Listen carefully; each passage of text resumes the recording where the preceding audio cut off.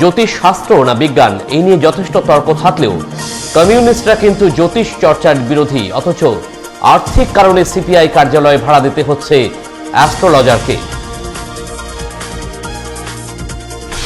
মানসিক ও শারীরিক সুস্থতার লক্ষ্যে কোচবিহারের টাকাগাছি এলাকায় হলো ম্যারাথন দৌড় ও ক্রীড়া অনুষ্ঠান।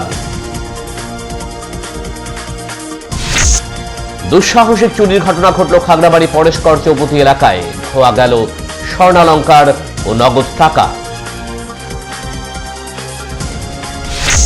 নাটাবাড়ি নয়, দক্ষিণ বিধানসভা কেন্দ্রে সভা করবেন তৃণমূলের সেনাপতি অভিষেক বন্দ্যোপাধ্যায়। গুলমোহর রয়্যালস জেপিএল এর চূড়ান্ত পর্বে খেলা হলো রবিবার। এই খেলাকে ঘিরে জেঙ্কিন্সের প্রাক্তনীদের মধ্যে ছিল উৎসাহ উদ্দীপনা। প্রাক্তন কেন্দ্রীয় স্বরাষ্ট্র প্রতিমন্ত্রীর বিরুদ্ধে এবারে কোতোয়ালি থানায় অভিযোগ দায়ের করল তৃণমূল যুব কংগ্রেস। বিএলওর মৃত্যুকে ইস্যু করে রাজনৈতিক ময়দানে তৃণমূল নেতৃত্ব। এসআইআর প্রক্রিয়াকে তীব্র নিন্দা করলেন তাঁরা।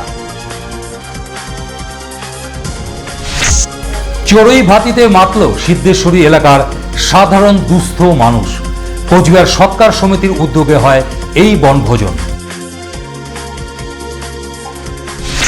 লুই ব্রেলের জন্মদিবস পালিত হলো কোচবিহারে। দৃষ্টিহীনদের অক্ষর জ্ঞান দিয়েছিলেন তিনি।